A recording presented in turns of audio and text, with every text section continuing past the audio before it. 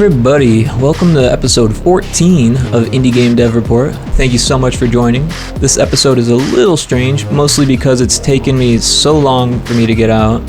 I'm super sorry, and I feel super bad, especially for Jin, who joined me for this interview way back in late August 2020. I know that's crazy, but life happens. It was 2020. And all the things we covered are still valid. Lawmage Academy is still in development, and you can wishlist it on Steam right now. But speaking of life happens, some exciting news for me. I no longer work at the sports marketing frame shop, and at the moment, I'm currently full-time indie. As always, if you'd like, you can follow my journey on Twitter and Discord as well, and I don't know how long this is going to last, but I'd like to think that this is going to speed up the development of Retro Spaceball quite a bit. Also, I should be able to be a little bit more active with Indie Game Dev Report. I know I've been on an unofficial hiatus for quite some time now, and some people have reached out to me for interviews, but I think I'm going to gradually change course for the podcast, starting by no longer interviewing anyone who asks. I'm not saying you can't ask. I just want to make sure I don't overbook and outdo myself like I did. And also, I don't want to feel bad saying no. And these episodes take a ton of time for me to do, and it's just a ton of effort, and I try to make them as quality as possible, so sometimes I just gotta say no. So, before the interview, I always like to shout out some awesome devs and projects. One project I just wishlisted that looks really cool is called T-30 by Grey Alien Games. It looks like a timed city builder that takes place on a doomed planet. So you have 30 minutes to scavenge the environment and build up a city while also building an exodus plan to save as many lives as possible. I like the idea of a time-based kind of score attack type city builder, because city builders have a ton of replay value, and personally I love starting new cities in those types of games. So I think that's a great concept. Of course, Jake Burkett has actually been a huge inspiration for me personally since I first heard of his talk on GDC and on different podcasts over the years. He talked about the long tail on games, you might have heard. And I remember he briefly noted that he took a bunch of cash advances out on a number of credit cards to keep his studio going in the early stages. I remember that. That's kind of epic. Also, he worked on several holiday-themed match 3s over the years, and that ended up turning a profit. So that was kind of like the basis for his talk back then. And he was outsourcing his art and doing the programming himself. I'm not sure. That's probably still the same path he's going. I'm really not sure. And then Grey Alien Games made Fairway Solitaire in 2007, and then Regency Solitaire in 2015. And then it seems like they switched to RPG card games with Shadow Hand in 2017 and Ancient Enemy in 2020. I've actually been studying this guy's career for years now, so I was kind of awestruck to see him following me on Twitter. And this new game he's working on, T-30, is really, really quite interesting to me. I can't wait to hear more on that. Next up, Zappling Bygone exceeded their Kickstarter goal. Congrats to Zappling Bygone. If you haven't seen this one, it's a 2D pixel art platformer with procedurally animated legs and a skull head on the character. So the character is like a slime spider with a human skull for a head. It's very strange, but the procedural animation and the art style look fantastic. If you haven't yet, go wishlist Zappling Bygone on Steam. Also, James Shy, friend of mine, listener of the podcast, amazing supporter of Retro Spaceball, and all-around awesome dude, is testing his game Project Daedalus Overcharge on itch.io. I gave this a whirl, and it was pretty great. Granted, it's still in development, but it was quite a bit of fun for me, regardless. And he's been updating it and using the feedback that he's receiving, so that's really cool. So go check his game out. That's James Shy, and the game is Project Daedalus Overcharge. Techie Crow, another friend, listener, amazing supporter, and sometimes even co-host on this very show, has got a similar project he's also testing on itch. So I wanted to shout out my friends here. Techie's project is a FPS-style creepy maze. It's themed a little like an underground dungeon. It's pretty cool. That one's a little harder to find on itch, given that the title is simply The Maze. But if you search for Techie Crow, it's a lot easier to find. That's Techie, Crow like the bird on itch. Go look for Techie and play The Maze. I think it's a great idea to test on itch. I said it countless times before. Testing early on itch basically made Retro Spaceball the game that it is today. Had I not done it as early as I had, it would have been light years behind. I don't even know if it would end up being the same thing. So yeah, definitely test games on itch. Put your game up to be tested on itch, and give feedback and find feedback, because that's really how games get better. Next up, Studio Primitive, an upcoming studio, has a really cool Game Boy style horizontal shoot 'em up with voiceover. Actually, it's called Attack of the Karens. That looks really cool. You can join the Discord, and if you level up in the Discord, then you can play the early demo when that's available. Unless you join super early like me, then you get to play the demo as soon as it drops. So that'll be fun. But yeah, you can build up your level in the Discord, and then you get to download. I think that's a cool idea, to get people chatting. You build experience by how much you chat in the chat room, and then if you hit a certain level, then you can download the game. I might have to try that out for a future game if that works well. It'll be fun to watch either way. Okay, so I think that's a good number of projects to shout out. Oh, and also, just the other day, I was on IndieGamiac's Indie Dev Hangout number 4, found on the IndieGamiac's YouTube channel. That was a ton of fun. It's open to all devs, and it seems to be a semi-frequent event. We just jumped in the IndieGamiac's Discord channel and chatted it up. I really like this idea, and I would love to be in more chats like this.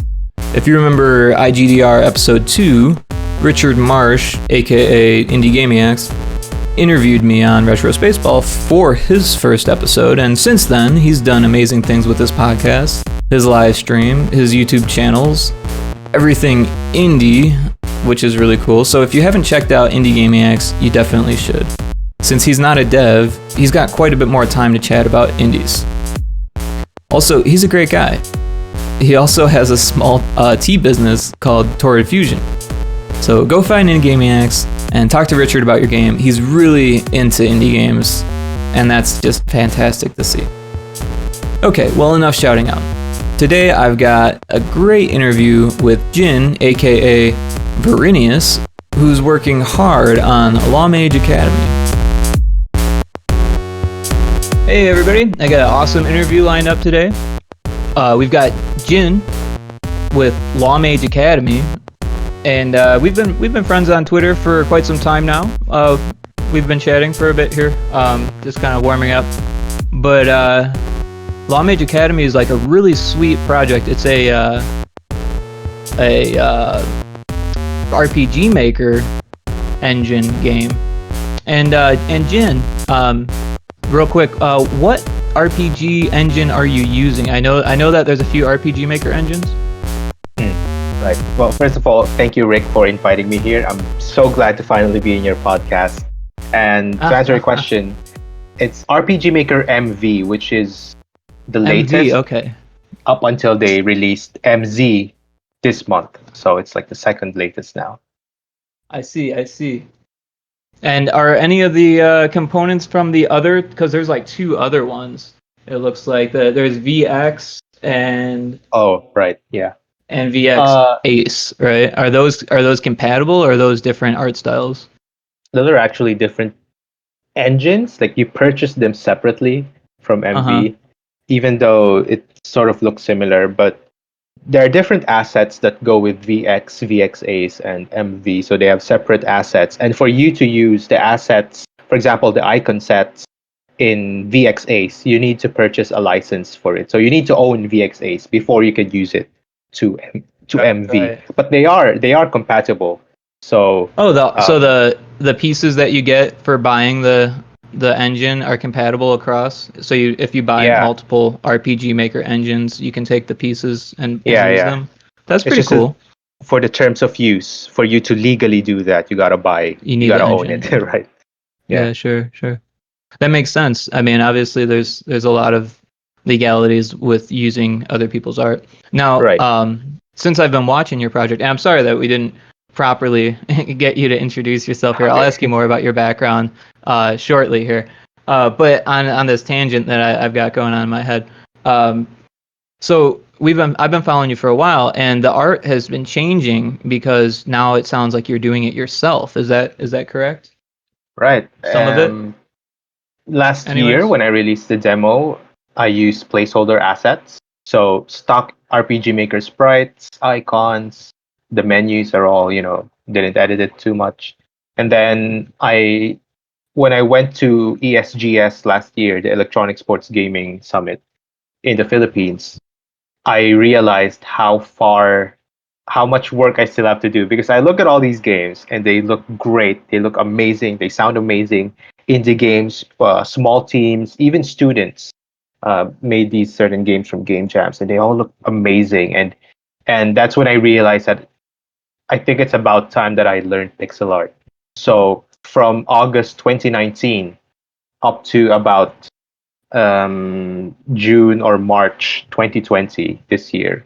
That was just me trying to learn pixel art, refining, testing different styles. So from 48 pixels, I went to 96, tried different things up until I got to a point that I was satisfied with the style. And when I was done with the pixel art, when I was fairly confident, I commissioned some illustrations from an artist named Puzzle or Dre. I commissioned some art from him, and that's what you see when you see those anime busts and anime illustrations. Those are made Beautiful. by an artist. Yeah, Thank amazing you. work. Um, and then I also see the new character sprites are that's your work now. Is that Yeah, correct? yeah. Those are Those my look work. beautiful as well. Thank you. And just a little bit of fact trivia. Those are inspired by the Atelier series, particularly the old ones, Atelier Iris and Manakemia.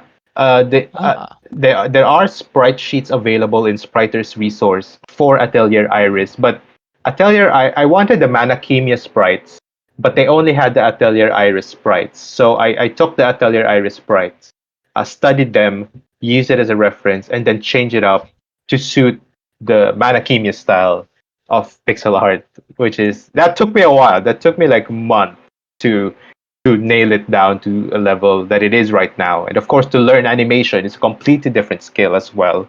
Uh, so that's the background. That's the inspiration and reference behind it. wow. I've actually never heard of Atelier Iris. It looks very interesting. It looks like PlayStation 2 era, Yeah, PlayStation 2, um, exactly. and a JRPG, obviously. Yeah. So that's really cool because it's a little bit more polished than a Mhm. 16-bit pixel art um, Yeah, true. JRPG like uh, the FF6 and Hmm. that type of era, which was obviously beautiful in its own right. Hmm. The PlayStation could obviously push that pixel art a little bit further, and a lot of the big companies kind of didn't do that because they wanted to push the 3D capabilities of it. Oh yeah, So it's yeah. it's interesting that this one took the sprites a little bit further. Right, right. I mean, obviously they did some 3D stuff too, it looks like. Hmm. Very interesting. I really like the aesthetic. Like of course, pixel art was born out of technical limitations, and by this point, they weren't bound by those technical limitations anymore because, as you said, they were able to do 3D now. So Hmm. for them to take a creative direction towards bigger sprites, because these are really big sprites, 100, I think the characters are about 100 pixels or 97 pixels by 50, and the Final Fantasy ones were like 32 or 48 pixels. So Oh, you could sure. put in so much more detail these games. But they went for that anyway, and I've never seen anything else, any other franchise do this kind of style. I guess Ragnarok Online, very very close to this. But other than that, not much JRPGs went for this kind of style. I mean, most of them went for 3D. I Yeah. think by the time the PS2 came. And now that's been so long that you're basically making like retro inspired art. Right, right, right.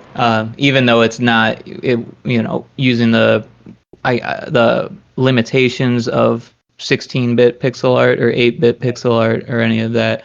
And obviously you're still using pixels Mhm. when you feel like it. And obviously there's probably some gradations maybe, or you're probably using higher resolutions Mhm. than the 16-bit era, which is fine because it's appealing.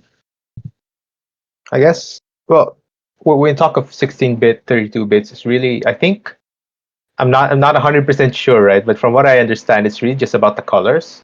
So if we talk about 1 bit, that's just black and white. It's just one color, it's black. And 16-bit is like, I guess 16 colors, I guess. And then 32-bit and then 64-bit and so on. Yeah. So I mean, right? you can talk about the limitations as well of the hardware as it came out. Hmm. There's all types of rules you can follow, but you can choose to break too these days, and Right. there's no um, you don't So have to follow them. so It's for nice me to when I was know, but yeah. So sorry, for go me ahead. when I was making the sprites, I wasn't limited to like 16 colors or 32 colors or whatever. Actually, what I did was I used the RPG Maker sprites, the colors of the RPG Maker sprite, Sure, characters, assets, and I the just, palettes. uh, yeah, I dropped the characters. Like, okay, they use this kind of red, so I dropped this, and then they shaded it with this kind of red, so I dropped the character's cape, red cape, for example, and I use that as a as a reference, as a palette. Actually, I use that as my palette, which is not what Absolutely. pixel artists do at all. Like Yeah. they line up their palettes in a separate tab or something, and then That's they eye that's not drop those entirely squares, true, right? Oh, is because it? Is it? when you're a pixel artist, you kind of develop skills after a while, and you Okay. you fall into what you're talking about as an end result. You become well practiced, and you kind of know the palette for the piece as you're putting it Okay. together. Okay. Much like a painter would put together their palette. It's very much the same way. But when you're starting out with digital tools, it's a lot easier to use an eyedropper and say like, I want to try what this palette's like, Oh, that's true. um, and it's much like if you were a painter and they tell you, hey, go to the art institute or whatever and study the masters and try to recreate something like that. You actually see people trying to do that at museums and stuff. Um, and that's kind of the same thing as using the eyedropper. Oh, I see okay. it that way. Interesting. Okay. So yeah, you're doing it correctly. You're just taking advantage of the tools that you have to take the steps Yes. necessary to learn what you need to do, and you're doing it really quickly from what I'm seeing. And Okay. I started not too long before you actually, but I do have a kind of extensive background in art, being that I studied at art school. Oh, cool. Cool. So, do you also do traditional painting I and do, yeah. sketching? Awesome. So cool. Uh, and do you do any traditional art as well, or is it all um, digital? when I was a kid, like there were summer camps that try to teach you how to, do traditional, but those are Uh-huh. just for a few weeks, so it wasn't really serious. So I stopped. But when I started doing game dev, that's when I realized I should actually try to do figure sketches.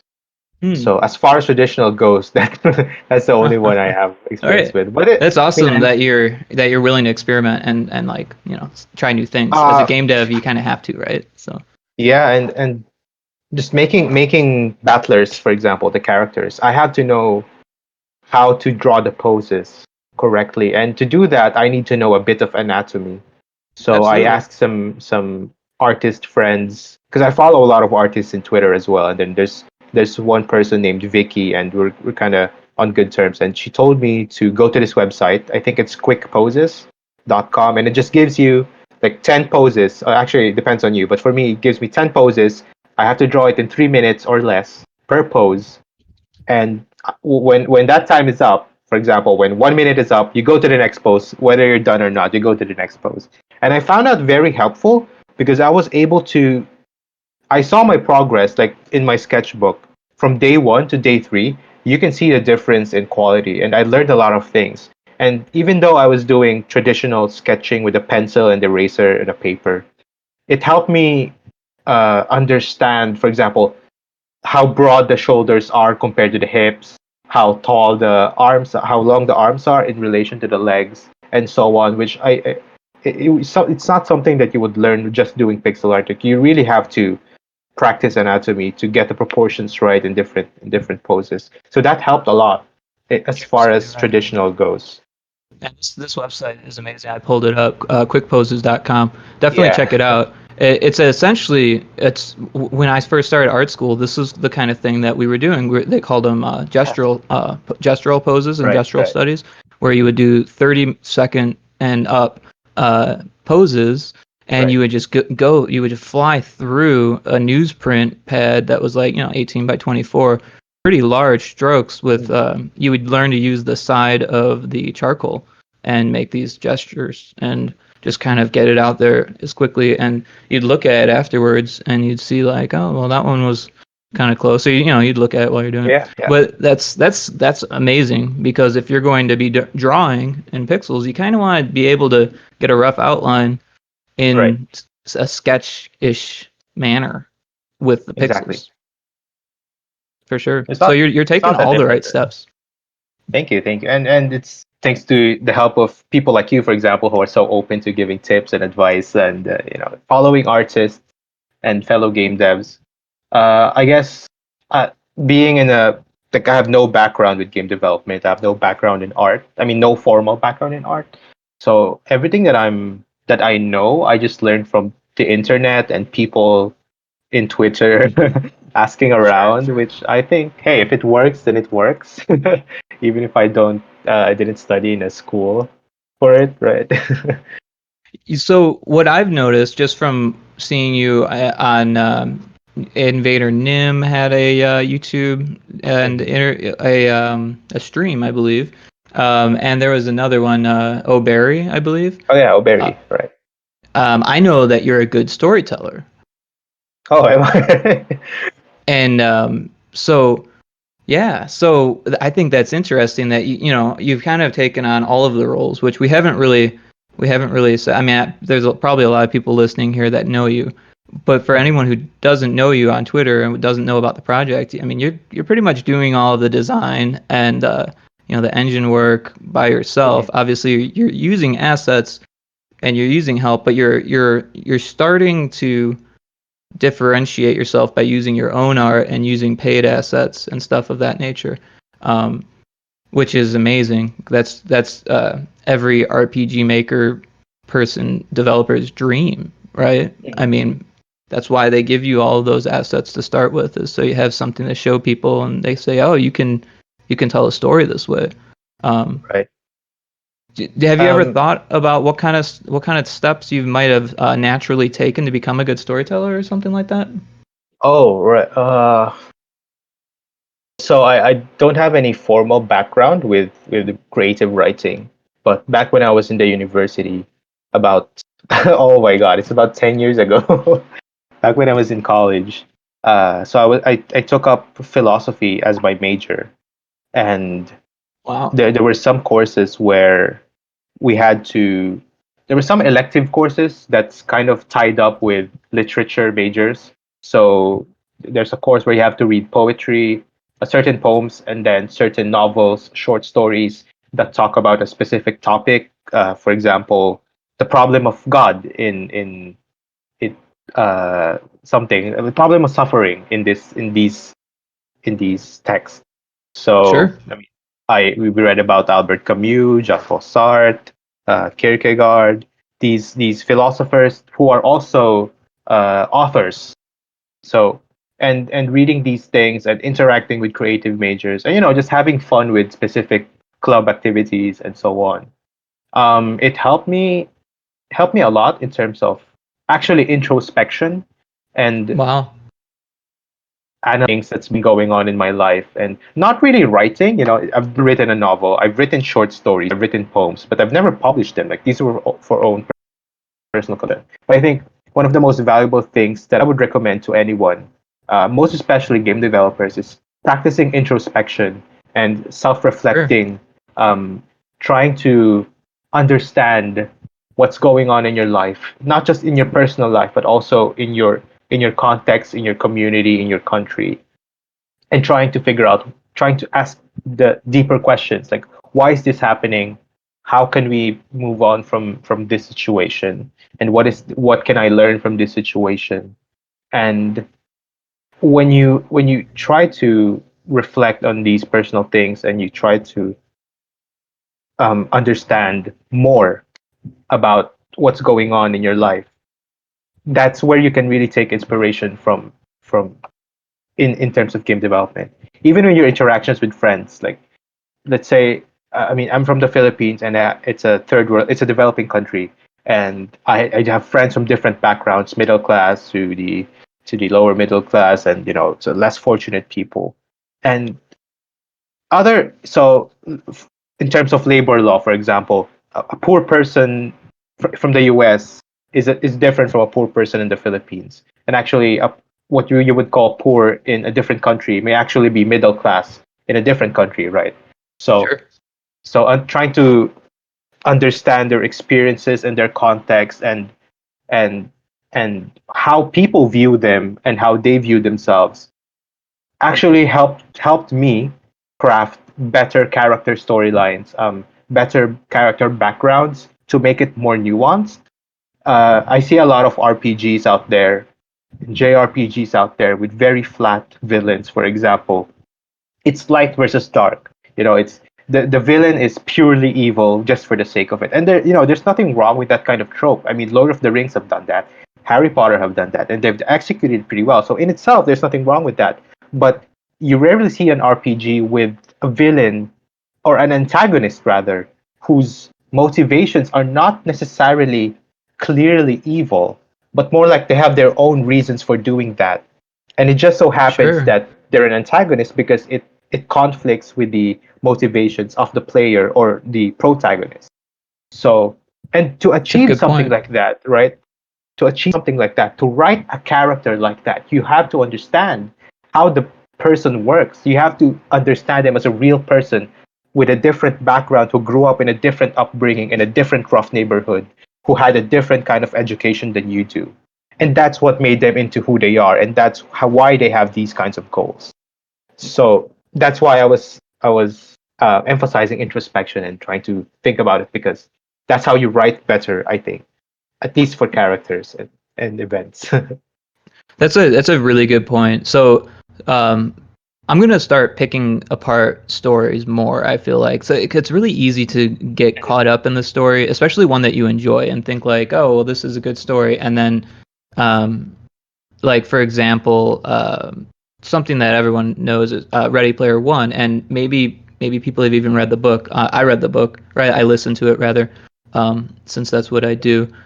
But anyways, obviously people liked it, even though it's not really the best story. It's not really the, the most well written piece. The author is not really amazing. It's a good story. I enjoyed it, um, but you could pick it apart. You really could. Right.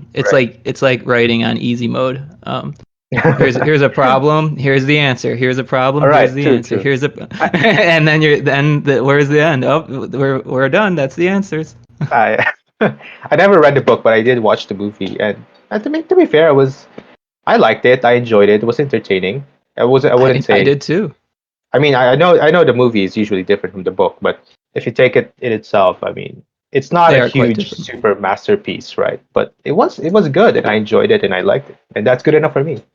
Oh no, I agree entirely. And when you're making a film or a book, sometimes you have to, or even a game, sometimes you have to Mm, decide where that line is drawn and say yeah. like, well, I could spend the rest of my life on this because you literally could, or you could Hmm. hire an army of people to help you make it. Where do you draw the line on what you're accepting and what you're not accepting, right? That works with Or is any it business, really. for you mean for the suggestions? I'm not even asking a question. It's more of a rhetorical question. Oh, right. Sorry. As a business owner, you have to decide where you draw that line. All right. Yeah. And I think your promptness to answer the question just shows how Sorry. prepared Sorry. you are. Sorry. I have to make sure that I understand the question or something. So I had to clarify. But okay. Yeah, I I agree. I totally agree. That's especially for movies. I mean, books or novels that gets translated into movies. You have you usually limited to like 1 hour and 30 minutes to fit in all the details. So a lot of details will really get cut yeah, from the yeah. in production, right? And that waters it down a lot. And sometimes the job of the director or the writer is to Oh, try not to absolutely. cut too much. Is to make Yeah, sense I of mean, things. you can cut adaptations a lot of slack for sure. Right. And like I Right. said, that's really kind of just an example that everyone would know. True. True. But why did Sephiroth want to summon Meteor? Because he was mad at Right. Genova. I mean, like, why was he mad at Genova? Like, it's his mom, right? Yeah. Yeah. Not Yeah. spoilers. Sorry. And why does it have to be a meteor? Not a it could be any it could summon anything that could bring destruction. So Yeah, yeah. I mean, it's pretty deep. But Cloud, he's got this amazing narrative, right? There's all these reasons why. I mean, some of it's really murky, but Mhm. there's all these reasons why he should be doing the things that he's doing every step of the way. And really, Yeah, you're true. left into Sephiroth's confusion of that's the storyline there for Sephiroth, is that he's a confusing madman. So therefore, Right. we're confused of his actions during the story. What I was pleased to find out. So this is my first game. Lawmage Academy is my first game, and last year I released a demo, and I wasn't very confident with that. So I was so open to the experience and what I could learn from it. But one of the things that I was really pleased to learn is how players can be so giving in terms of writing when they're playing a video game. So when I developed the demo version 0.5, there were some storylines, there were some plot lines, but they were still vague. There is a sense. I tried to go for a sense of mystery, but ultimately, when you by the end of the demo, more questions were asked than there were answers, and it's more like of an introduction, really, to the lore or to the things that's happening in the game than it is answering questions. So it's more like setting up the story of the game than advancing in the plot. And what I realized was people found that to be very good writing, even though I never gave them anything in terms of plot. And I guess when you're making a video game, I guess the way people judge at least the writing in video game as opposed to writing in a novel, understandably it would be different because when you're playing a game, you just want to have a good time, really. And when you're playing an RPG, you focus on the story more. But there's a whole different standard for writing a video game from writing a novel. And even though I never thought that the writing in Lawmage Academy is good, but when I look at the feedback, majority of the people thought it was really good for some reason. And I guess it's because I mean they enjoyed the game, they enjoyed how it was presented. Because I never really revealed much in the in the plot, but hey, they thought it was good writing story wise, right? So that's something that I never expected and I never thought that would happen precisely Hmm. because it's so different from writing a novel or short story. To me, it sounds like you're a social person in your like personal daily life, and that probably helps with this talent of being a storyteller. I feel like. I guess so. So I don't think I've mentioned this before in this podcast. So I in my daytime I work as a lawyer. I work as a human rights lawyer, and part of my job requires me to attend these forums and meetings and interacting with. So if I'm a human rights lawyer, so on the other side are the military and the police. So there's some situations where we have to go to a dialogue, and you have to be civil, you have to be courteous, and you have to try to understand the other side as well. So I don't have I shouldn't be too antagonizing against the other side, but rather it's trying to be diplomatic. Sometimes you have to be diplomatic, and sometimes you have to be aggressive.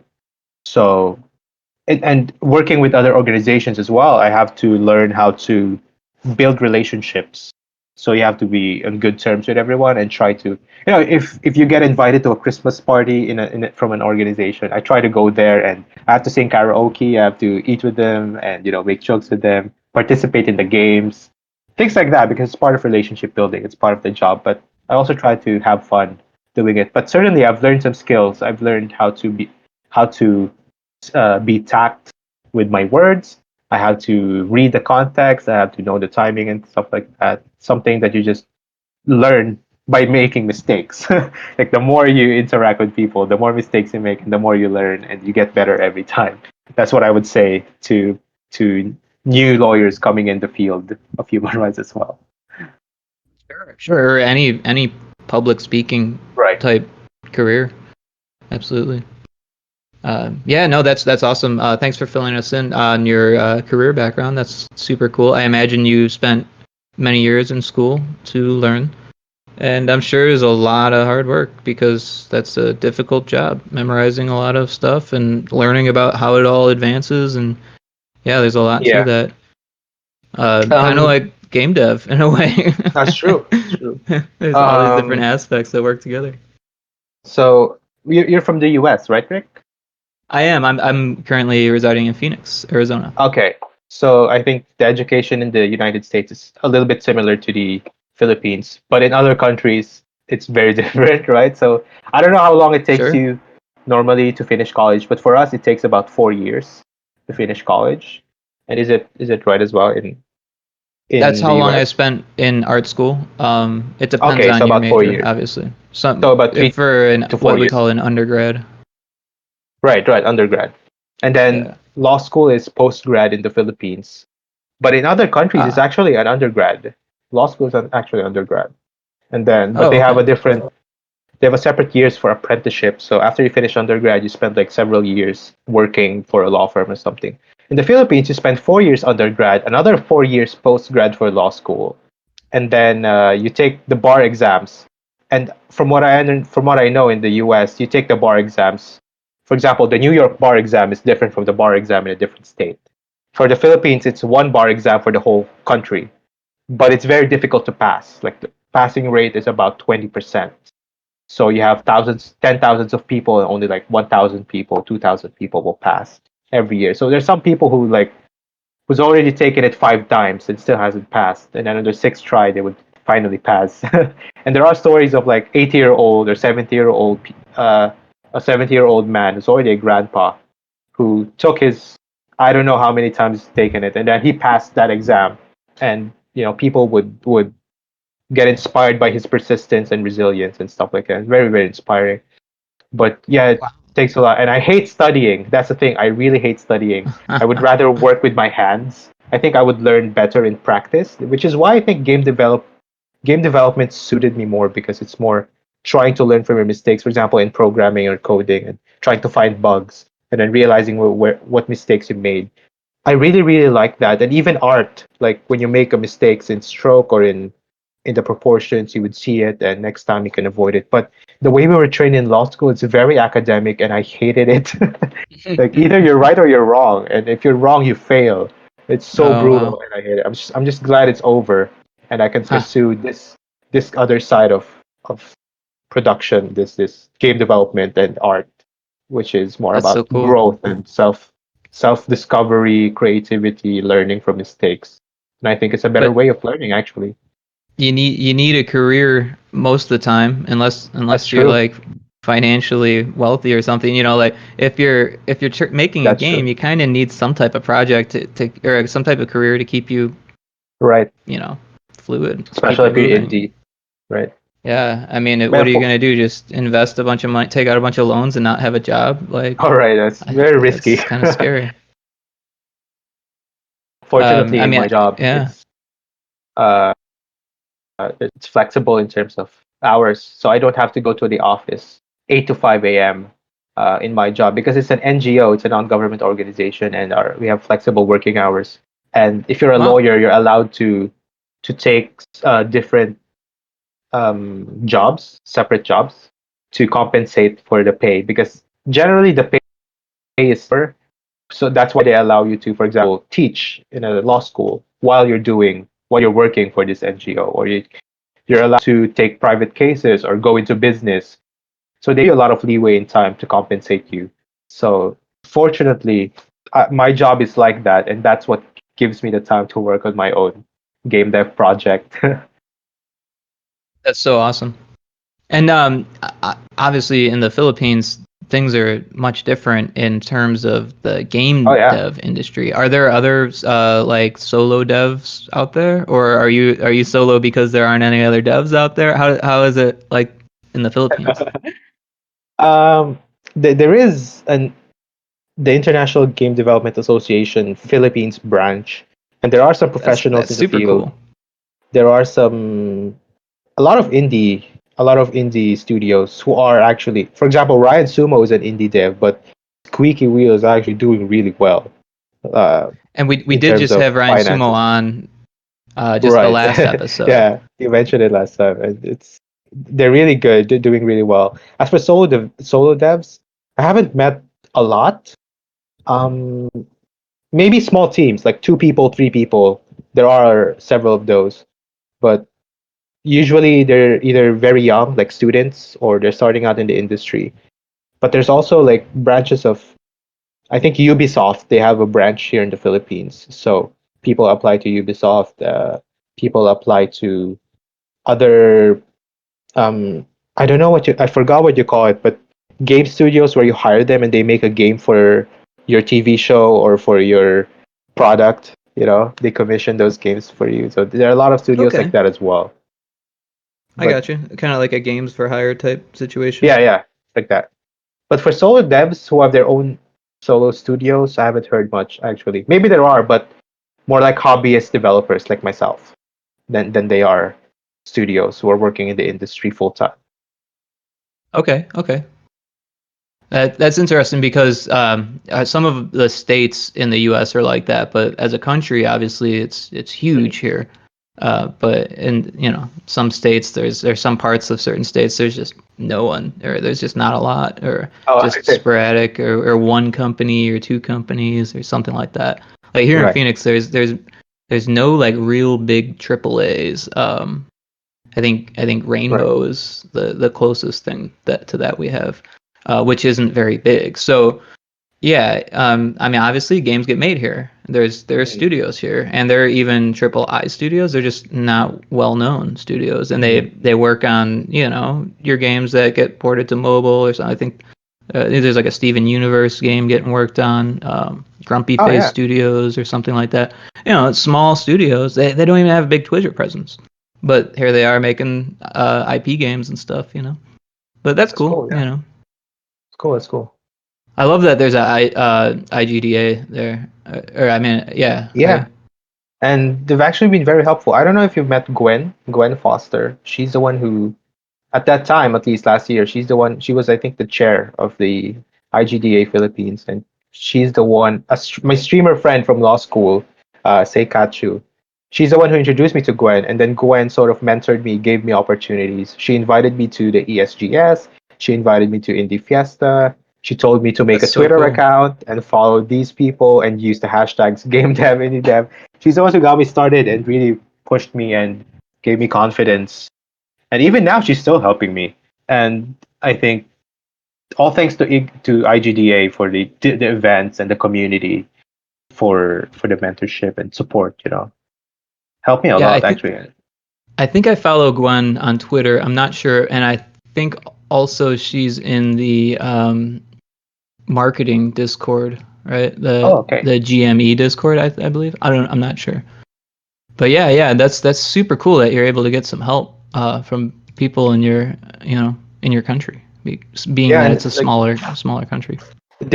she never even asked me for money or anything. Like, she was just really helping for the sake of helping game developers in the Philippines. Like they never charged anything for it. In fact, they never charged me for the booth in Indie Fiesta because Indie Fiesta is Wow, a certain section in the ESGS, right? So this is where all the indie games are, and then those booths are given away to Philippine developers who applied for that's it so and who cool. were accepted. And here's the thing: I mean, one of their problems was that there weren't enough developers.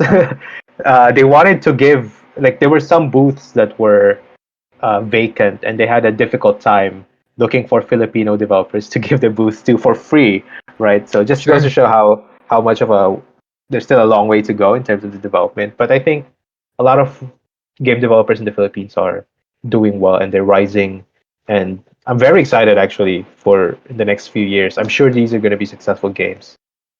That's so So we have awesome to that we have to I give a mean look out a for that. whole booth. I mean that's so cool. I mean, Yeah, I don't know it's if not big. I any. mean, it's like It's pretty it's like big. a desk, right? It's just one Yeah, desk, yeah. but But the still a cost is booth. outrageous. True, If any true. indies have looked into getting a booth at like a smaller convention, I'm the one of the ones here in Phoenix was $6,000 for an indie Oh booth. It was wow, quote for indie booth.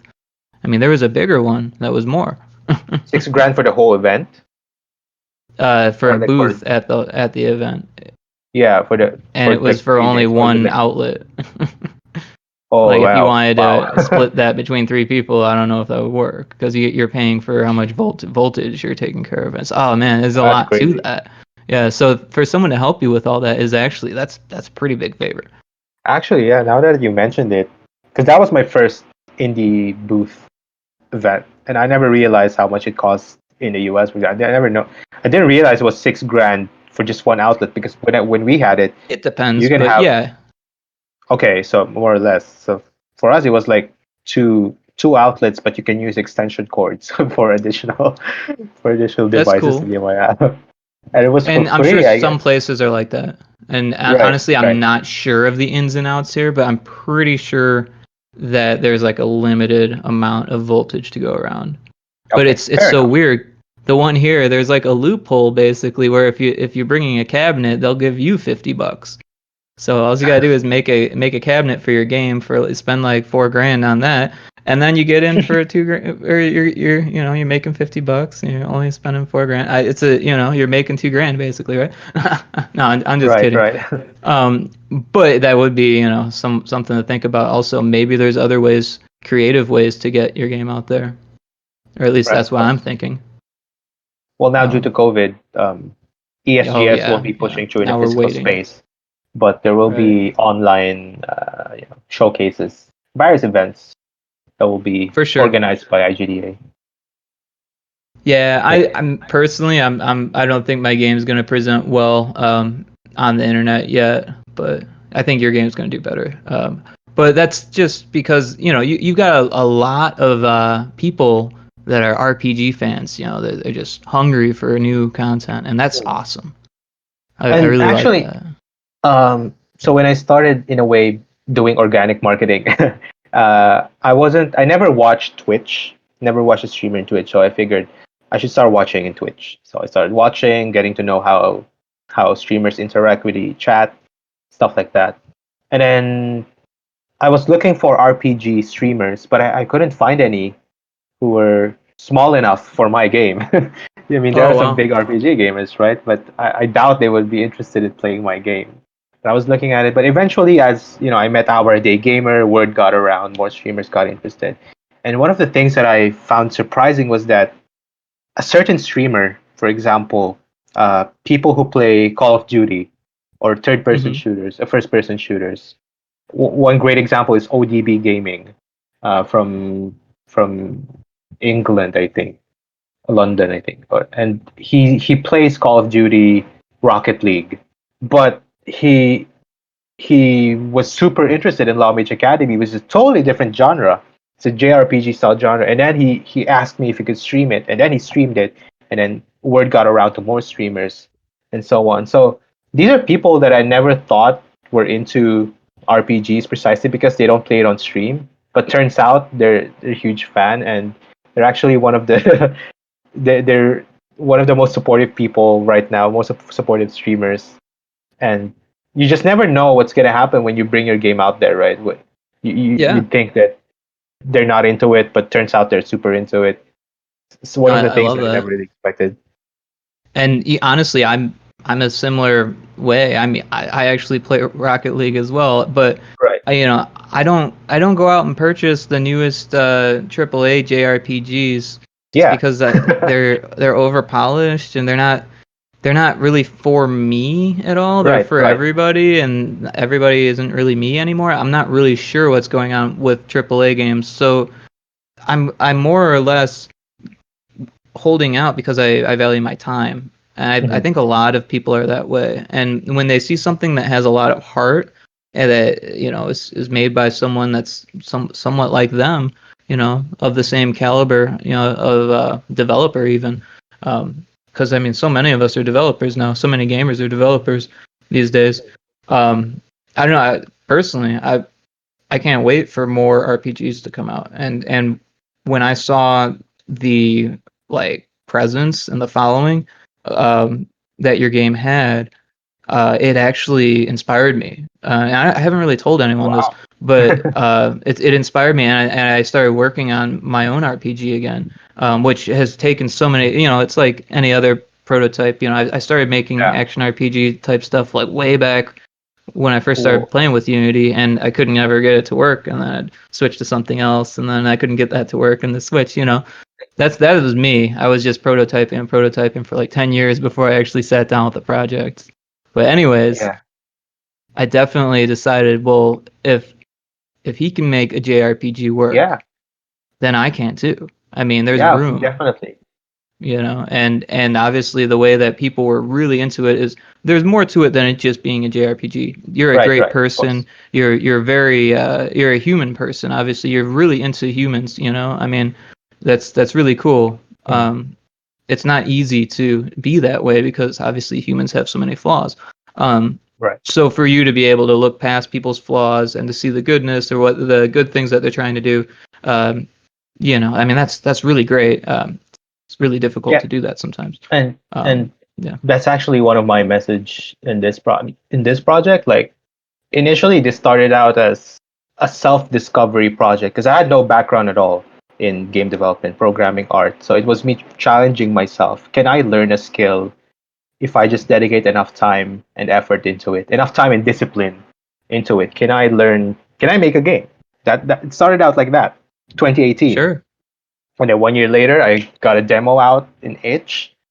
I uploaded it in Itch because I couldn't share it in a Google Drive. So I made an Itch page for my friends in specific set of friends. I never intended it to go really out there, right? But it sure, did, because you're and on an archipelago, so you got to get right. your game to your friends.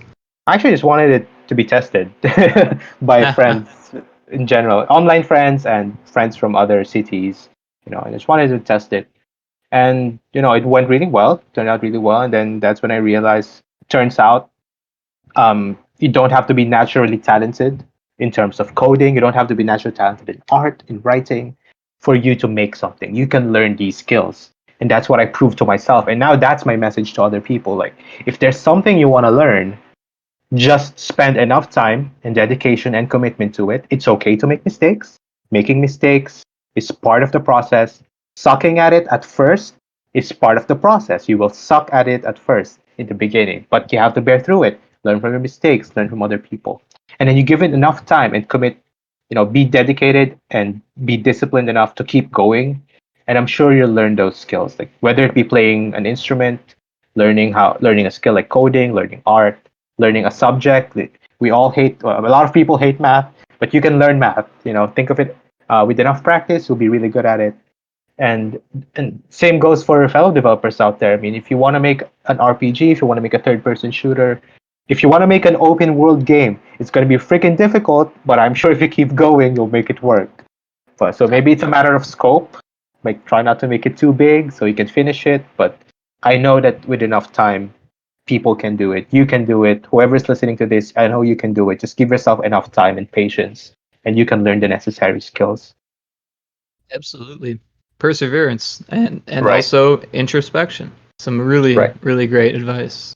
I mean, that if you look at the tools rather than all the steps you have to take, I Mm. think you're gonna have a lot better time developing a game because it can be really frustrating.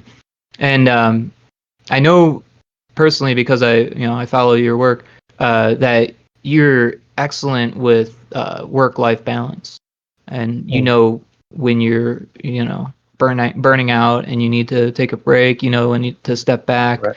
and I think It's that's really cool.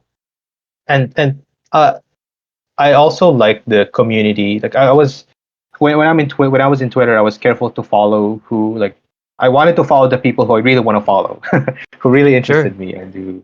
So I was glad to make a safe space in Twitter for myself. That, well, of course, I still feel guilty for resting and stuff like that, but people will always be there to remind me that it's okay to rest, it's okay to take a break, and stuff like that. And also going back to introspection, when in the university, I studied Taoist philosophy, Taoist thought, and one of the things that I've learned there, we've heard of yin and yang, right?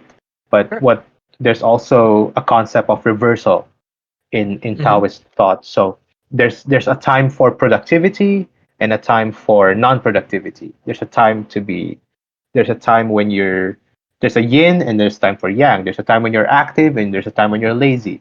And sometimes Absolutely. you're productive for a week and then you're not productive for 1 week. Sometimes you're productive for 1 week, you're not productive for 1 month. And that's okay. That's part of the creative process, which I have come when I'm still accepting, trying to accept it, trying to remind myself that it's okay to feel lazy. It's okay to feel like you've not done anything.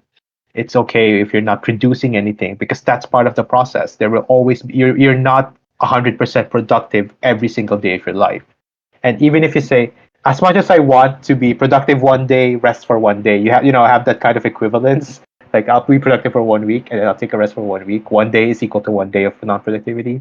But sometimes it's not like that. Sometimes you need a longer break. Your body physically Absolutely. needs it, right? And that's okay. That's Absolutely. perfectly fine.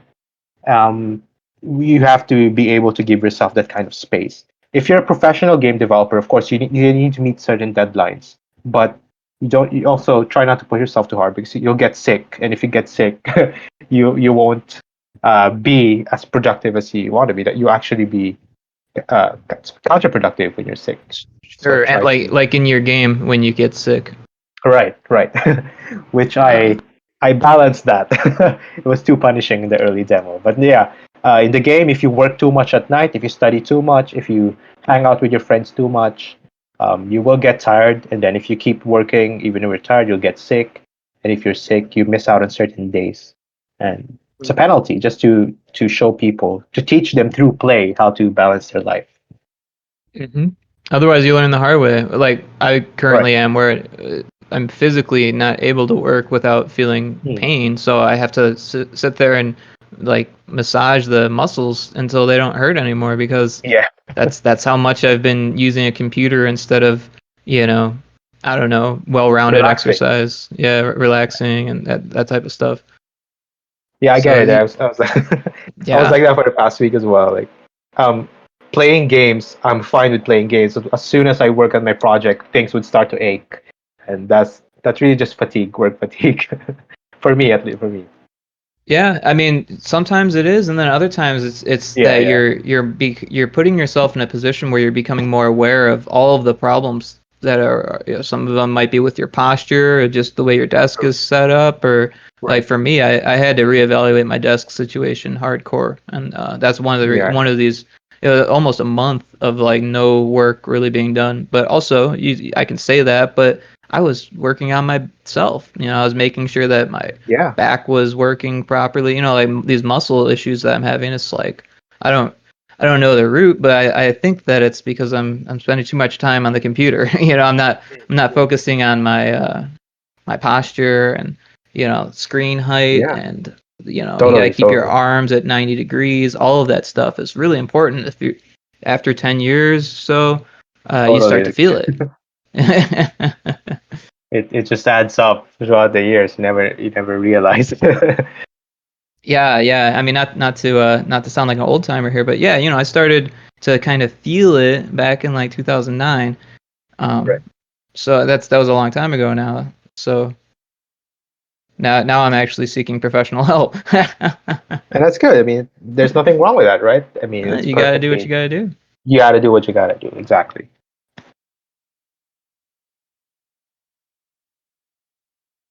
So I feel like we covered a whole bunch, and we are coming up on an hour here. I don't want to keep you forever. Is there anything that we didn't cover that you'd like to cover? No, I'm pretty much good. I think it was a great time. I had a great time. Thank you for this opportunity. We Oh, thank talk a you. lot about stuff. We talked about life, which I very much appreciate in every podcast. And I hope whoever's listening to hope you pick something up. Uh, More than just the technical skills, but something to think about when you're developing, trying to reflect in your life to help you make better stories, better narratives, and perhaps make a better game. And to work on yourself, improve yourself, so you won't get sick, just like Rick said. So I hope whoever's listening had a great time, and I hope you learned something new today. Thank you so much. I love that, and I like I said, thank you, really. But you also got your November 2020 demo coming up, right? Right, right. So in November, there will be an event to showcase the Global South um, games made by Global South, including Southeast Asia. So I was invited by Gwen Foster to showcase my games there. They will, I think, make a curator account in Steam or some sort, and then showcase the game. So that's why I targeted a demo release on November, maybe about Wow, November 9 and so on, that's so to cool. coincide with that event. But also in October there will be the Indie Fiesta, and I plan to do an early limited time release of the demo for the Indie Fiesta. Uh, Very cool. but for sure November will be more polished, more bug fixes, maybe longer in terms of playthrough. So if you're interested, keep an eye out for announcements in my Twitter account, which is at LawmageA in Twitter. So be mostly active there. And Yeah, definitely follow Jin on Twitter, and also Wishlist on Steam, right? You've got your Steam page up too, right? yeah, that's That's Lawmage super Academy cool. on Steam. And that's really smart that you're gonna put out like a pre-demo before your demo, so that way you can get some extra testing and patching done, and make sure it's as highly polished as it can be for your presentations. And I'm not even sure if it's the right decision in terms of production. I don't know if other devs do it, but there were some friends who requested it. So, and I figured, okay, I'll give you keys for it. But for Indie Fiesta, it's really perhaps let's think of it as a different build than from the actual demo.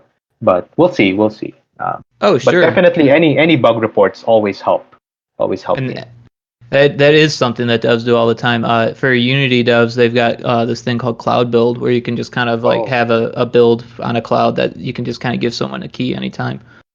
okay, It's kind of nice. cool, Um, cool.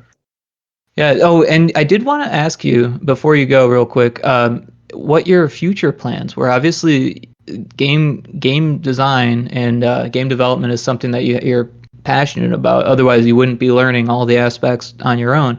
Um, Mhm. do you have plans after this game is successful? Maybe like Um, 2 or 3 years from now, or 4 years from now? well, I plan to make shorter games. Plan to get more Ah, experimental. There's some things I sure, want to do. Like you have these project ideas. I know I'm pretty sure all the developers who are listening out here, they know when you're working on a game and then you get a new game idea, you just want to work on that project. I've been holding out like big time. I've been just writing it down on sure. paper and notes, That's and I what you want to do. try making those shorter games. Maybe Oh, horror that's games. awesome. Some of them are horror games. Some of them are more like narrative games. But we'll see how it goes. Wow. Very interesting. So you've got a long list and you plan to make a studio out of this, it sounds like. Is I, that it's just a accurate? short list. Those games I probably release them for free or maybe for a Oh, very cheap price because they're gonna be short. wow. It's just something that I want to try from a Interesting. creative. Interesting. It's a creative project basically, and I want to see what kind of experience people take out of it, and perhaps that will influence me in my next big project. Wow. Wow. That's so cool. All right. Mhm. Well, I'm super glad we got to end with that note, Yeah. on your future and stuff, and I'm super glad that you joined the podcast. I want to thank Techie for reaching out to you for sure, Techie Crow. Um, Also, he couldn't make it unfortunately today for the podcast, but that's okay. We'll forgive him. Yeah. So thank you so much for joining us. Everyone, go wishlist and follow on Twitter. Yeah. anything else? I think that's pretty much Okay. everything. Yeah. Thank you so much.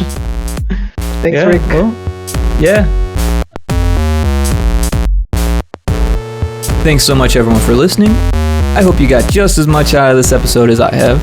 Go Wishlist Lawmage Academy on Steam and follow Lawmage A on Twitter.